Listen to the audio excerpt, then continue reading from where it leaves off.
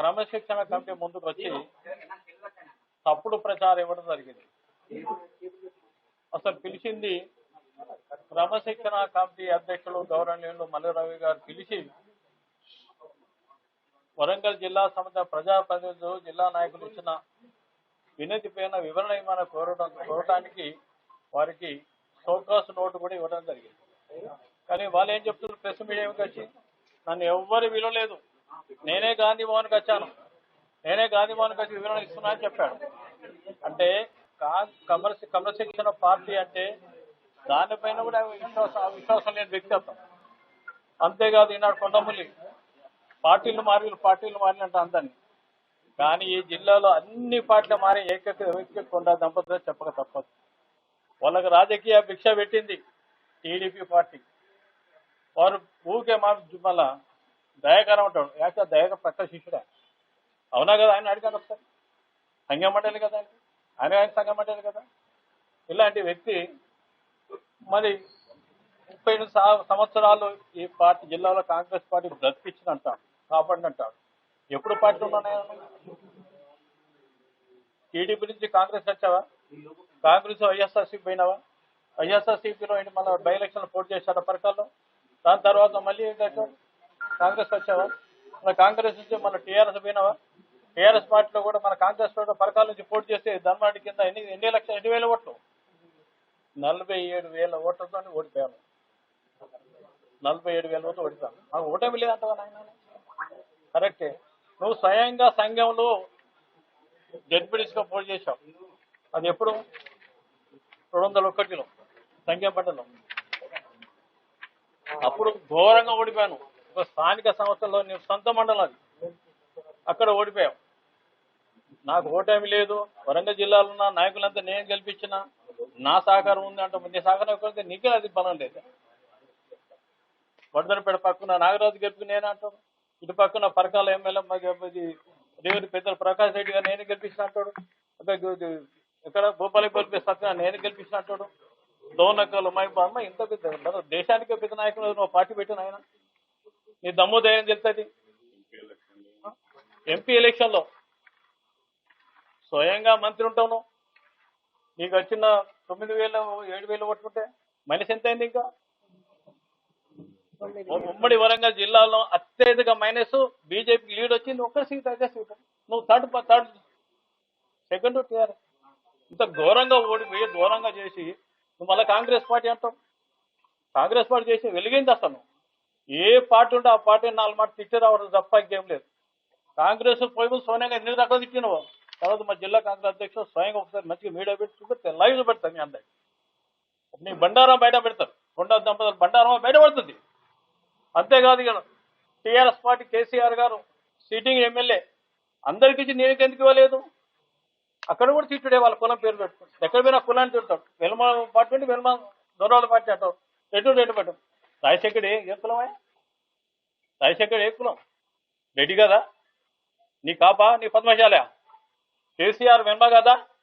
నీ కులం ఏ కులం అయినది? అక్కడ ఆయన తిడతావు, ఇక్కడ ఏం తిడతావు? ఎవరుంటే వాళ్ళు తిడతారు. ఇప్పుడు వరంగల్ జిల్లాలో ఉన్న అన్ని కులాలు అన్ని మతాలకు సంబంధించిన Congress party, secular party Congress party, అందరికి సంబంధించిన స్థానం కలిపే పార్టీ. ఓ సామాన్య కార్యకర్తకి ఈ స్థాయికి ఎదగలిగిన, ఓ సామాన్య ఉద్యోగం తెచ్చి ఇవాళ స్థాయి కాంగ్రెస్ పార్టీ తర్వాత ప్రజాభిమత పార్టీ విశ్వాసం ఇవాళ ఎమ్మెల్యే కాగలిగింది నాగరాజు గారు. అంటే నీ బలం అది. వ్యక్తిత్వం, ఆయన వ్యక్తిత్వం లేదా? నాగరాజు గారి వ్యక్తిత్వం కనీస వ్యక్తిత్వం లేదా? రేవూరి ప్రకాశం ఇద్దరు కలిసి ఇవాళ కొత్తగా ఎలక్షన్ పోటీ చేయాలిగా. ప్రకాష్ రెడ్డి శ్రీహరి గారు కూడా ఆయన రాజధాని గారు యువజన కాంగ్రెస్ స్థాయికి ఎదిగాడు అబ్బాయి. అంటే ఆయన పార్టీ విడకుండా పనిచేసి నేను ఒకసారి పార్టీ వీటి మళ్ళీ ఇటుకు వచ్చాను. కానీ మా జిల్లా కాంగ్రెస్ సర్మ గారు కానీ రాజేంద్ర గారు ఇదే పార్టీ పట్టుకున్నారు. ఇటు పక్కన వెంకన్న గారు కోపరెంబర్ది కూడా చైర్మన్ గారు ఇలా పట్టుకుని ఇలా కులాలు ఎందుకు మతాలు ఎందుకు అదే ఇన్ని రకాల మాట్లాడే వ్యక్తికి క్రమశిక్షణ సంఘం పైన కూడా విశ్వాసం లేని వ్యక్తి అని మీకు తెలుసు, నాకు తెలుసు. చెప్పిస్తుంటాను వాళ్ళ నైజం అండి. అంతేకాకుండా ముఖ్యంగా మాకు రాజకీయ గురువు పక్కన మా సోదరుడు సురేఖ కానీ, మా సోదరుడు వరదరాజు కానీ, నాకు కానీ రియల్గా సురేందర్ రెడ్డి దోరారెడ్డి కావచ్చు అంటారు. ఓ సామాన్య రజకుడు, ఓ సామైన రెడ్డి నాయక్ ట్రైబల్, కోడ వీరయ్య, ఏం కులం ఆయనది, కోయ, వీళ్ళందరూ మామూలుగా పెంచాడు అసలు. పెంచి పోషించి ఉక్కుపాలతో పోసి పెంచిన వ్యక్తి సురేందర్ రెడ్డి గారు మహానాయకుడు. ఆయన ఎన్నిసార్లు పోటీ చేశాడు? 4 సార్లు ఎమ్మెల్యేగా, 4 సార్లు పార్లమెంట్ సభ్యులుగా. ఆయన కాట ఆయన ఏదో డీలిమిటేషన్ లో సురేందర్ రెడ్డి గారు టికెట్ కట్ చేసినారు. రామసాని సురేందర్ రెడ్డి గారు కొడుకు ఈ అంకుడైనా శ్రీనివాసరెడ్డికి జిల్లా ఇన్ఛార్జ్ మంత్రి గారు శ్రీనివాసరెడ్డి గారు. అసలు శ్రీనివాసరెడ్డి రాజకీయాలకు ఎప్పుడు వచ్చాడు? నువ్వెప్పుడు రాజకీయాలకు వచ్చాను? సురేందర్ రెడ్డి గారు రాజకీయాలు నువ్వు పుట్టినా నేను పుట్టినా? సురేందర్ రెడ్డి గారు 96లో 96లో కంటెస్ట్ చేశారు. టీడీపీ నుంచి చంద్రలాల్ చంద్రబాబు చేతిలో ఓడిపోయారు. 96 తీరిన రాజకీయాలకు దూరంగా ఉన్న వ్యక్తి. దూరంగా ఉన్నప్పుడు మాలోటి వారికి మాకు అవసరం వచ్చినప్పుడు మాకు రాజకీయ గురువు కాక ఇక్కడ అవసరం అంటే మాకు వారి బ్లెస్సింగ్తో గుడ్ ఇష్యూస్తో మాకు సపోర్ట్ చేస్తాం. అంతేగాని ఆఫ్టర్ నువ్వు ఎంత నీకు డిసైడ్ ఎంత 12 సంవత్సరాల దూరం డీలిమిట్ చేసుకో. ఎప్పుడు ఓడిపోయిండు సురేందర్ రెడ్డి గారు? ఎప్పుడు డీలిమిట్ వచ్చింది? 12 సంవత్సరాల తర్వాత డీలిమిట్ వచ్చింది అంటే సురేందర్ రెడ్డి గారు ఎన్నికల్లో టికెట్ ఇవ్వనందుకు నేను ఏందని అసలు వెరిఫికేషన్ సంగతి ఇక్కడ నేను ఎక్కడికి వస్తున్నాడు? మేమందరం ఎక్కడ ఉన్నాం? అసలు నేను డీసీ అధ్యక్షుడు ఆ రోజు. సురేందర్ రెడ్డి గారు మేము అందరం ఉండే ఎంపీ ఉండే. తర్వాత పోయినాక మేము ఖాళీ ఉన్నాం. సురేందర్ రెడ్డి గారు బ్లెస్సింగ్తో మేము పనిచేస్తాం. మన రాజశేఖర రెడ్డి గారు పీసీ అధ్యక్షుడు ఉన్నప్పుడు పనిచేస్తాం. ఇన్ని రకాలు ఉన్న వ్యక్తులు సురేందర్ రెడ్డి లాంటి మహానీయులు 96 సంవత్సరాల మహానీయులు ఉమ్మడి రాష్ట్రంలోనే చాలా సీనియర్ లీడర్ అతను.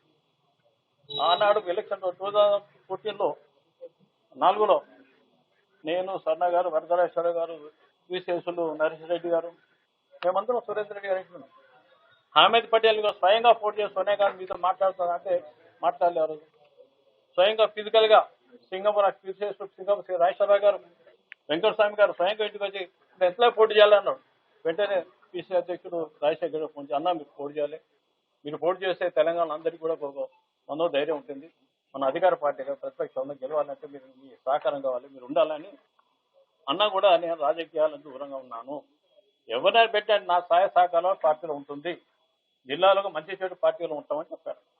అలాంటి వ్యక్తిని నీ అత్యంత అవకాశాలు శ్రీనివాస్ రెడ్డి గారు చుట్టూ మొన్న కొడుకు ఆయన డాక్టర్ చుట్టం అయింది. కానీ కులాలకు మతాలుగా పనిచేసే సురేందర్ రెడ్డి అంటే రెడ్ల కులం చేస్తాను, రెడ్లతో రెడ్లని చెప్తాను, పిల్లలతో బెల్మలు తిట్టాం. నువ్వు ఎవరి కింద పనిచేస్తావు? రాజశేఖర్ కింద మరి రెడ్డి కదా ఆయన, కేసీఆర్ టికెట్ ఇస్తే మరి బెల్మ కదా ఆయన. ఎవరు ఉంటే వాళ్ళకి తిట్టుడే అని బాధ్యం. మళ్ళీ ముందులో ఉన్న దాన్ని ఏమంటే అర్థం కాదు నాకు అంత అదిగా. అన్న వ్యక్తికి క్రమశిక్షణ కమిటీ తప్పకుండా ఇవన్నీ కూడా పరిగణలోకి తీసుకొని మరి పార్టీ ఒక వరంగల్ జిల్లా విషయాన్ని మాట్లాడతాం. ఇదేమంటే భారతదేశానికి తెలిసిన క్యారెక్టర్ అబ్బా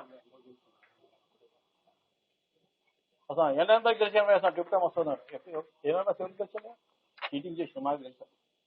మేము మా కాంగ్రెస్ పార్టీలో మేము ఎక్కడ ఉరికినాం మేమంతా ఉన్నాయి. నేను జిల్లా అధ్యక్షుని పట్టుకొని ఇంకా నేను డీసీ పైన పనిచేశాను 14 సంవత్సరాలు. వరంగల్ అట్లా తెలంగాణ మొత్తం 9 గెలిచాను. మీకు గెలవ మీడియా మిత్రులందరికీ మాకేం తెలుసు? మాకన్నా మీకు బాగా తెలుసు. కరీంనగర్ గెలవలేదా, నిజామాబాద్ గెలవలేదా, మహిబాద్ గెలవలేదా, నల్గొండ గెలవలేదు, అంతా గెలిచారు కదా. ఒక నల్గొండ ఎలక్షన్స్ అయితే తొందరగా ఇంకా మన రాజగోపాల్ రెడ్డి వరుస ఎక్కడ ఎలక్షన్ జరగలేదు. నేను పెద్ద అంటే నువ్వు ఆప్రో స్థానిక సంస్థ ఎన్నికలు జడ్పీటీస్గా ఓడిపోయినావు నువ్వు నాయన. ఎందుకు ఇలాంటి పిచ్చి పిచ్చి మాట మాట్లాడితే కాంగ్రెస్ పార్టీ ప్రజాస్వామ్యం పనిలో తీసుకుని అన్ని కులాలకు మతాలకు సరైన పార్టీ అనుకో. కాంగ్రెస్ పార్టీ కంటే ఇన్ని కులాలు వస్తాయి. కులాల పేరు చెప్తే ఎవరు ఉద్యోగాలు చేస్తారు, వారికి ఉద్యోగం చేస్తే వచ్చారు. ఆ ఉద్యోగ ధర్మానికి తప్ప నువ్వు రాజకీయాల్లో ఎమ్మెల్యేగా ఉన్నావు.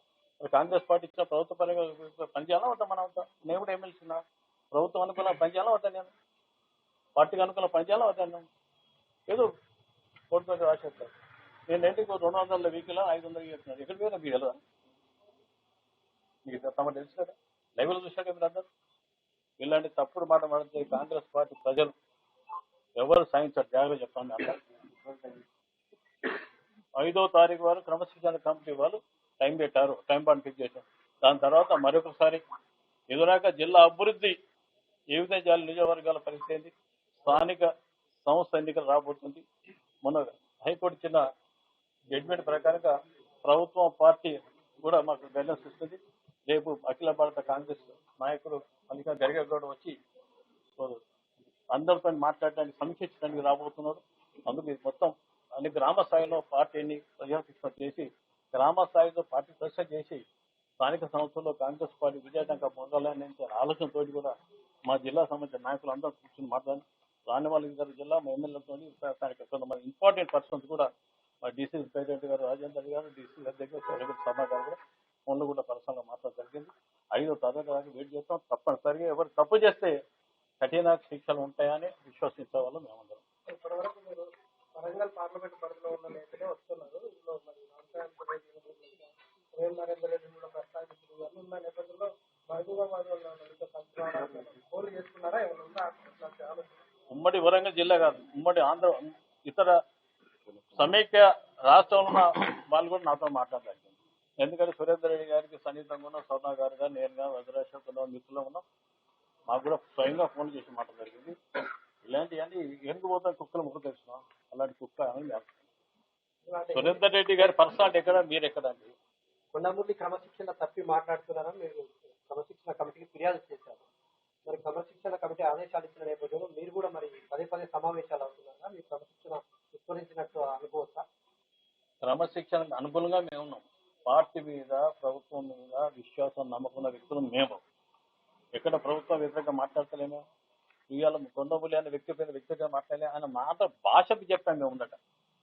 ఆయన భాష మాట్లాడే భాష మళ్ళీ వివరించారు తమరికి. నేను సో రామసాయి సురేందర్ రెడ్డి అంటే సురేందర్ రెడ్డి గారి మీద అన్నప్పుడు మేము వివరణ ఇవ్వకుంటే మేము కాంగ్రెస్ పార్టీ సురేందర్ రెడ్డి గారి ఆయన బ్లెస్సింగ్ తో స్థాయికి ఎదిగిన తర్వాత ఆయన గురించి మాట్లాడదు మేము మనుషులేం కాదు కదా. ఒక క్రమశిక్షగా పెంచిన నాయకుడు సురేందర్ రెడ్డి గారు.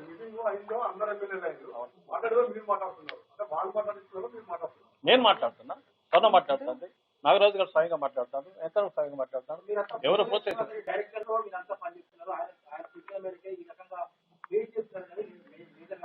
ఒక మాట వింటారా? ఎవరు డైరెక్ట్గా పని పార్టీ డైరెక్ట్గా పనిచేస్తున్నారు.